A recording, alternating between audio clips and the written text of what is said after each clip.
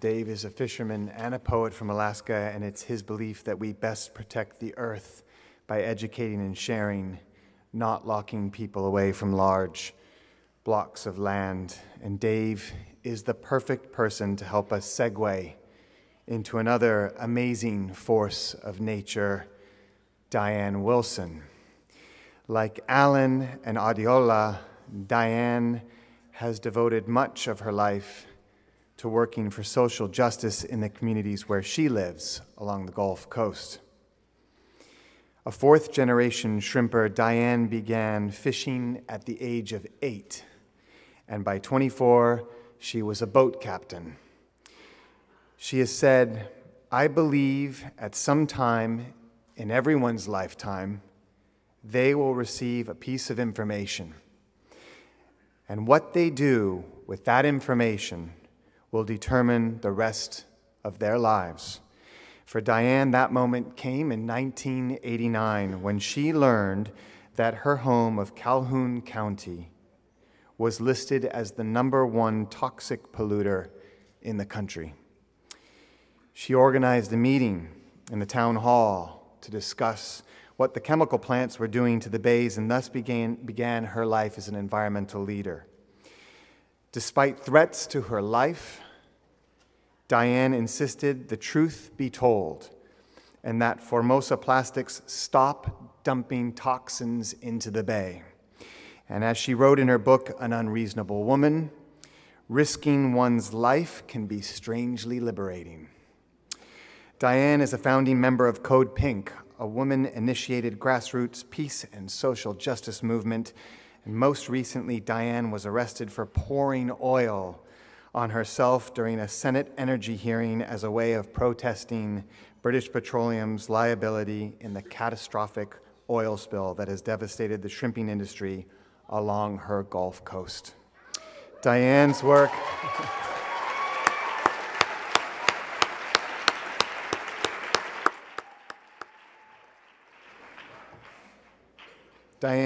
has won her a number of awards, including Mother Jones's Hellraiser of the Month, the Lois Gibbs Environmental Lifetime Award, and the Bioneers Award. Please welcome back to Connecting for Change, Diane Wilson.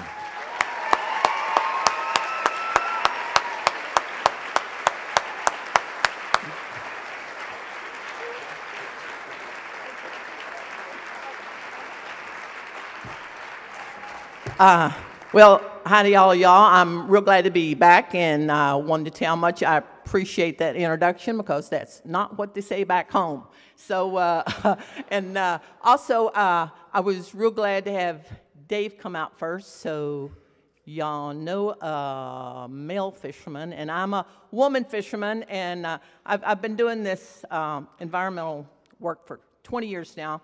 And you'd be surprised how many people have no idea what a shrimper is. You know, I can even get on a processor and internet and start writing something, and I print out shrimper, and it comes back that it's no such word, misspelled. And so I know I've been in a few places that they had no idea what a shrimper was. And after BP, now shrimpers are all over the place, but also in this town of New Bedford is a couple years ago I was invited to the Working Watermen's Festival, and they were honoring women fishermen, and so I know this is one crowd that know fishermen, but I know one time I was fighting DuPont. I was fighting their wastewater, and so I have found out when you do an action, and you know that rule number one is you get right in their faces. Yeah, I mean, you don't get across the country from them. You don't send them an email. You get as close to their corporate headquarters as you can, where the CEO is at. That's where you need to be, so he can open the window and look out and look at you. And so I was doing this hunger strike against DuPont. Yes, you do. That's what you do. Anyway, so I was doing this hunger strike in Delaware in front of DuPont's headquarters. Every once in a while, I'd see those executives lift up the shades and take a look at me. And I had a little folding chair across the street, and I was sitting there in that folding chair, and I was there about 3 days. I didn't get nothing from them, nothing from the town of Delaware, until about the third day I finally had a reporter come out there. And so he wrote a story, and the next day it was like headlines. It said, "Shrimper on a hunger strike." And that evening, I had a carload of guys come by, and they said, "Where's that stripper on the hunger strike?" so I had to really explain to those guys I wasn't stripping out there. But anyway, what I'm here to talk about is being unreasonable. And actually, it's like, I think it said, being unreasonable will get us where we need to be. And if it doesn't, we're not being unreasonable enough. And that pretty much says what I believe. And anyway, but a lot of people don't understand unreasonable. I have had people come up to me, and matter of fact, I wrote a book, and I called it Unreasonable Woman, and they said, did Tony Hayward, the BP executive, call you an unreasonable woman? And I'm like, no, I'm calling myself unreasonable. And I've even had young school children that will write me letters, and they say, oh, they like what I was doing, but they really thought I misnamed it, that I wasn't unreasonable, that I was very reasonable. And I'm like, no, in this topsy-turvy world, it is unreasonable that will get you where you need to be. And actually, it's where I got that name Unreasonable, and I really didn't know it. I'd been doing it for like 5 years. I had no idea what it was, but it was a misquote from George Bernard Shaw, because he said it about men, and so I kind of hijacked it and made it and said about women, and it was, reasonable women adapt to the world, and unreasonable women make the world adapt to them, and all progress depends on unreasonable women.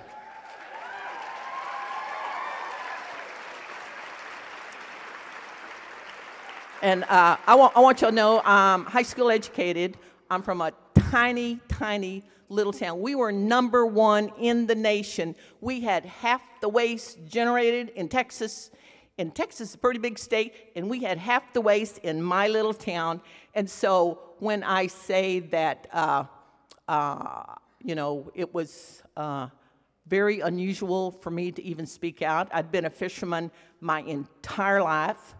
The town was 1,000. We were so far back in the backwoods that, I don't know if any of y'all remember Bonnie and Clyde, the outlaws, 1930 outlaws. They used to hide out in our town because it was a good place to escape. And anyway, so it was that little town, and my whole life I had probably never said one word. I didn't start talking until I was 4 years old. And I went to speech for probably all the way until I was in junior high. So I didn't come by unreasonableness or speaking naturally.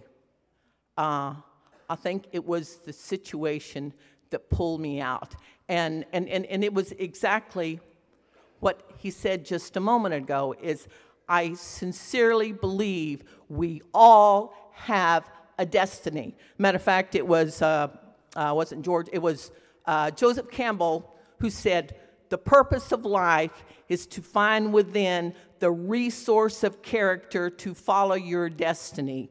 And I sincerely believe everybody has a destiny. And you'll know when you have a destiny because you're going to smell the fear. That's a good indication you're onto it.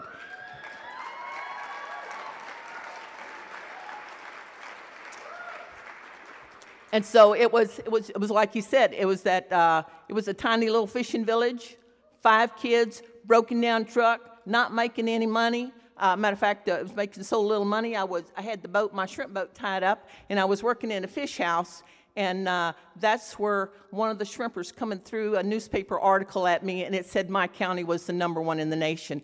And like I said, I acted totally out of character. You know, I can't tell you how many people have come up to me and said, well, that's good for you because you're like that and I'm not like that at all. And it's like, oh, no, that ain't got nothing to do with that. One, I don't like talking. I really don't like talking. I don't know what I do when I get up here. I don't have a note. I don't know. I just talk off the top of my head. And also is, that that you have to, I guess my thing is, I trust, you know, when you're a fisherwoman, you go out in the bay and you run on an instinct. You have a sense where the shrimp are at or where the fish are at. I know there's one shrimper in my hometown, and every evening he would lay down on a pile of shrimp and just like, where are you at? Where are you at? Where are you going to be? And you know what? And I even had my dad one time, he had a dream. And the shrimp told him where they were at in a dream. And he went there. You know, it's not like 100 years ago in the Comanches dreaming this. No, I mean, this is still real, is that the earth can communicate. And you know, and I find it so funny is because, you know, we like to say we're an environmentalist. And I've been hearing that word Gaia, you know, and I was like, what's Gaia? And it's like, well, it's this energy from the earth. And it's like, it's so funny, is that when we start to do actions, we don't leave any iota of space for Gaia to work her magic. Because we got it so well planned out, so committee by subcommittees, by budget, and if we don't have it, we don't budge an inch. Well, I'm here to tell you that you need to step over the line. That is where the magic is.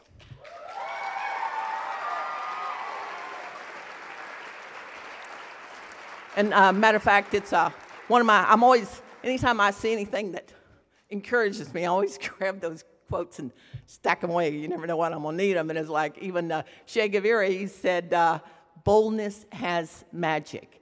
And the thing of it is I found it by experience. This is not something I read.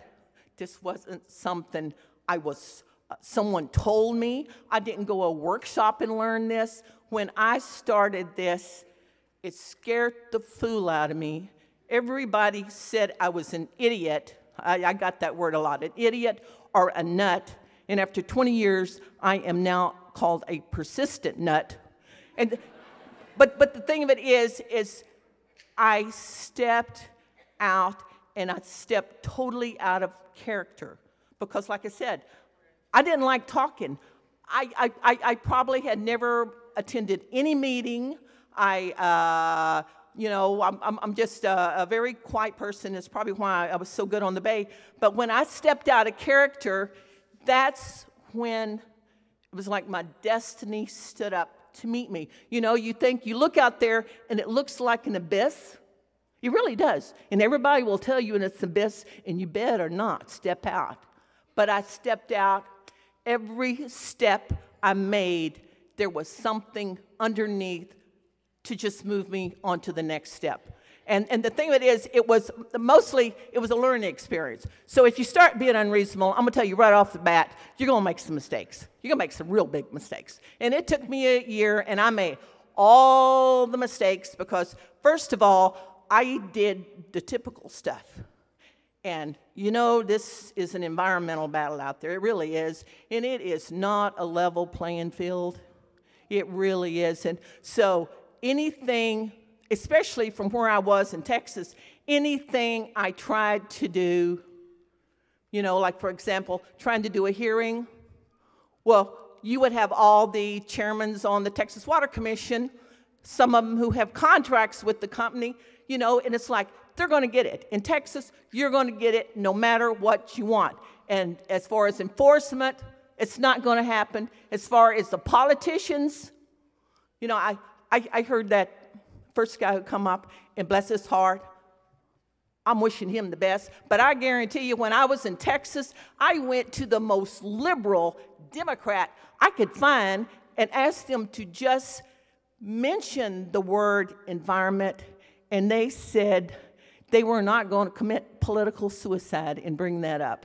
So basically, I knew that I was on my own, and it came down to this. And the thing of it is this is our planet, and it comes down to this. It's now, you know the extent of the problems.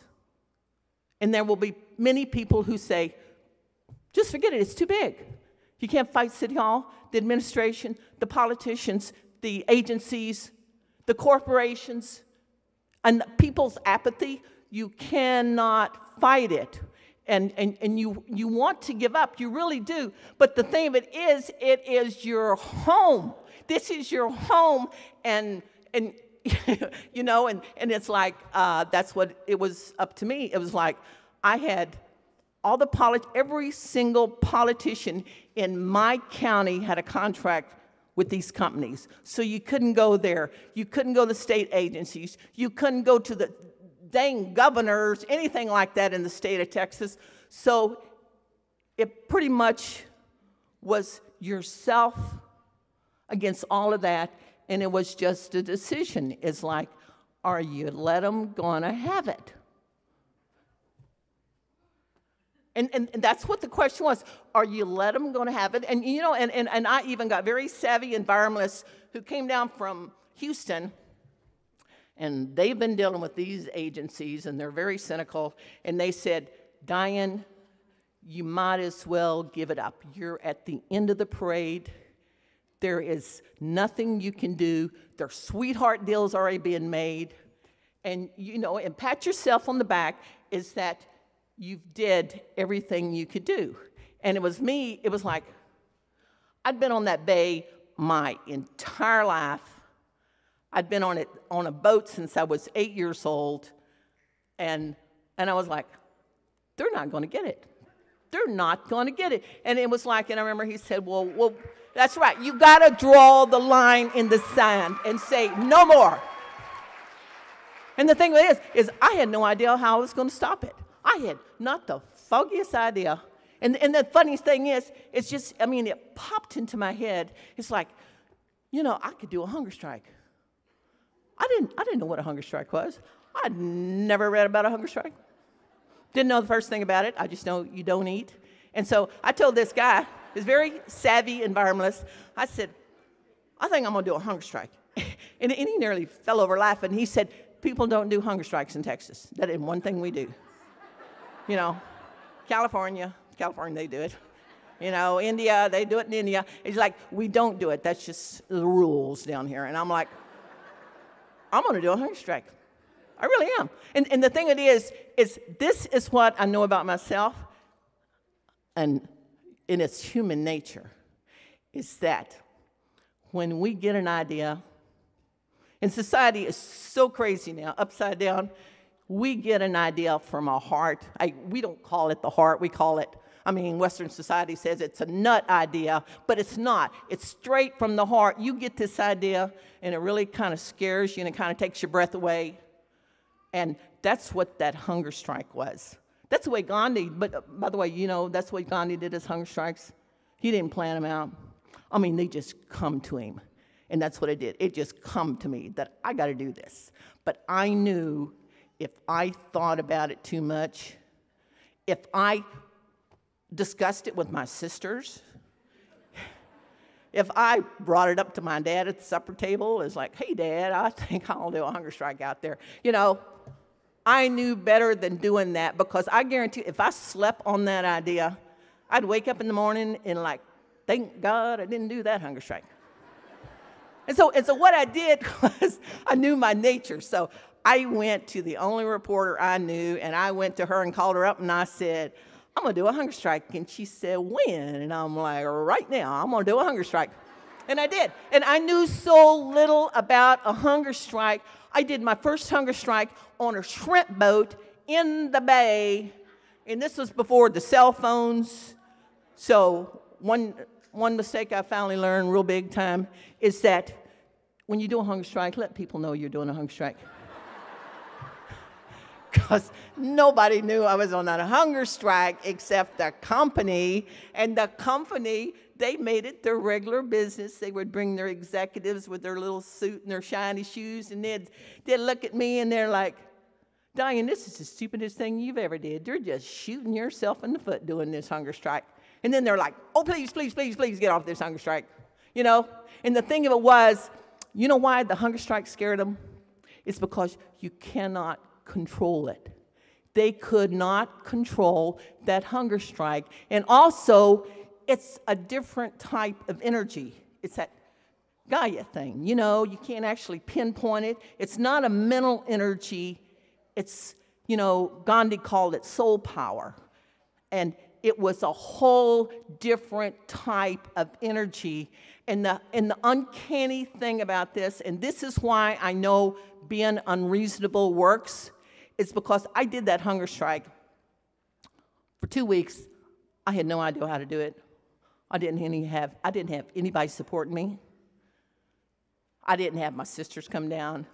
Matter of fact, my husband and now my ex-husband said, yep, that's it. I mean, this is crazy. I didn't have any media come down. I had one reporter call me, and he says, if you get ran over by a train, call me, you know.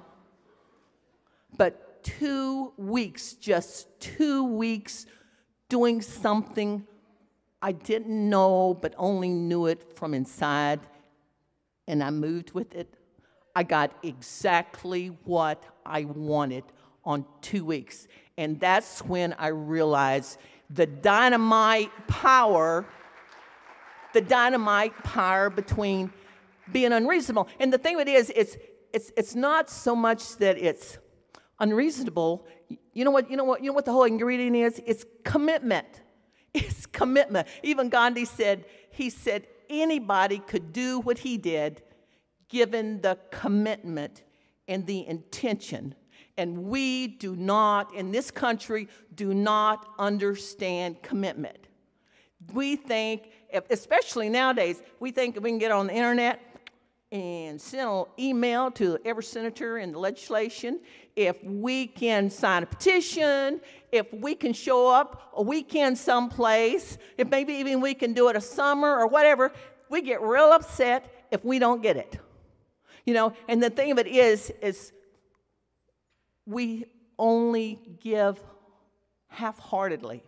You know, one of the Berrigan brothers, he was a priest, and he was very famous on the Vietnam War, fighting the Vietnam War, and later on a nuclear war and all that. But one of the things he said is the reason why we don't have peace is we don't have peacemakers.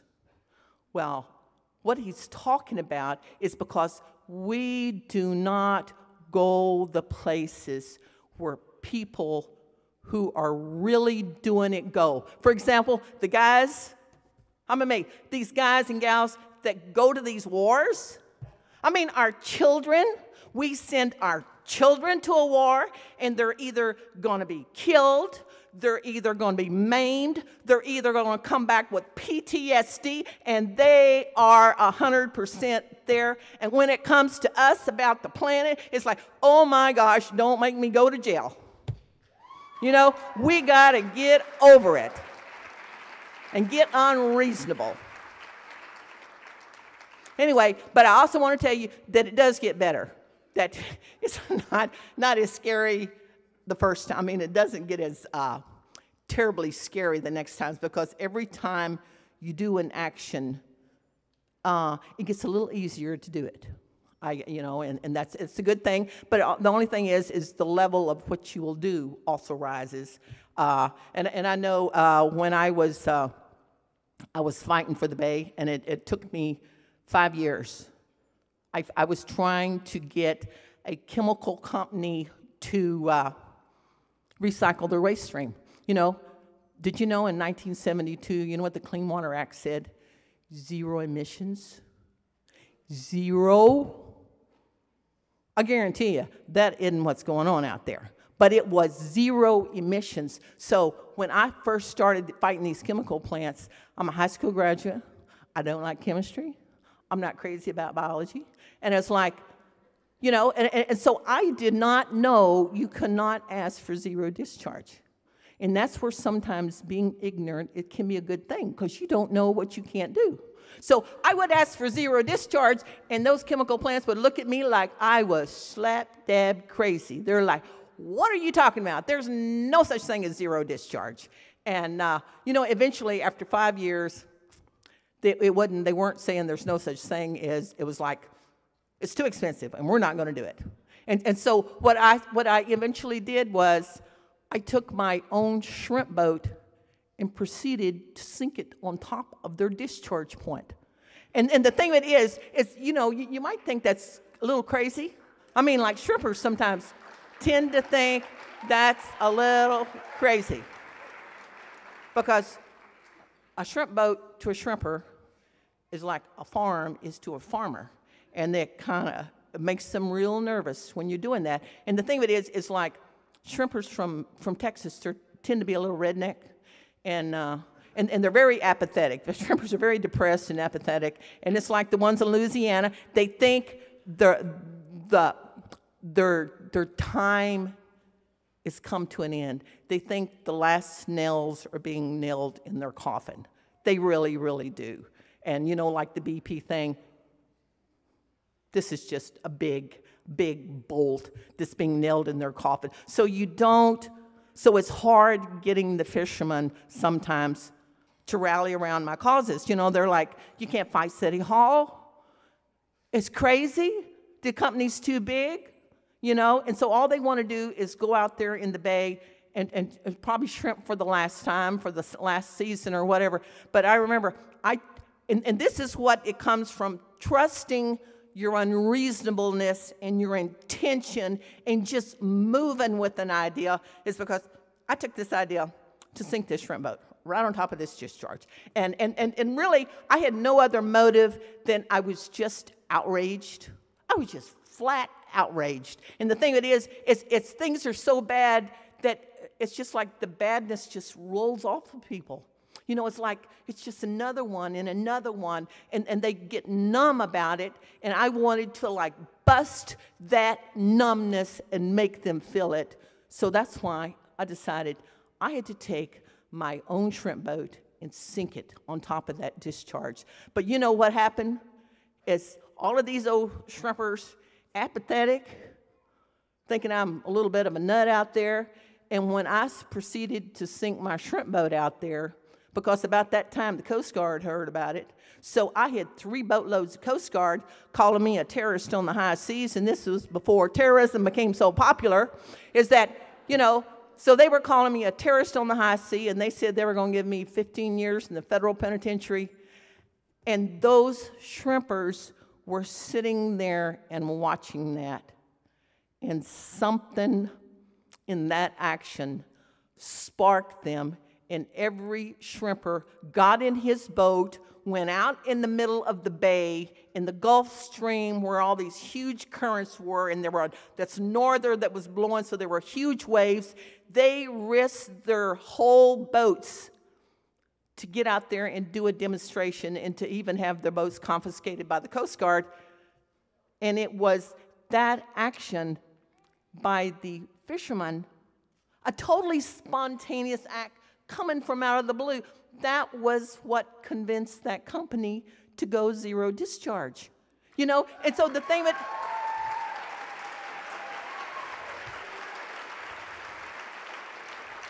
So you just have to know is that you don't have to know all the details. You don't have to know the outcome. You don't have to, when you start something, you don't have to have a nonprofit behind you. You don't have a budget.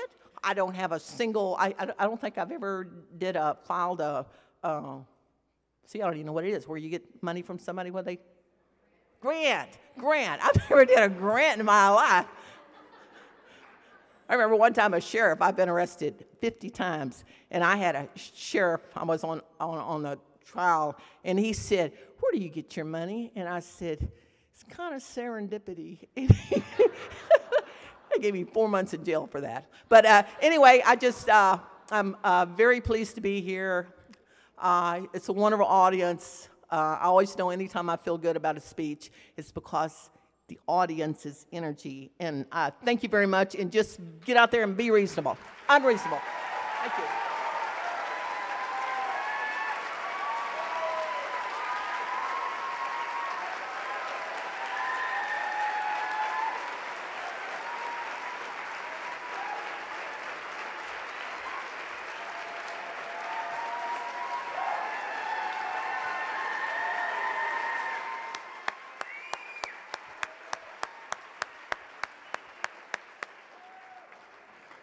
Okay, on three. Diane Wilson, you rock. 1, 2, 3.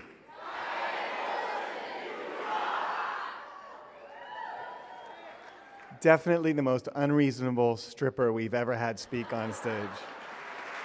Definitely.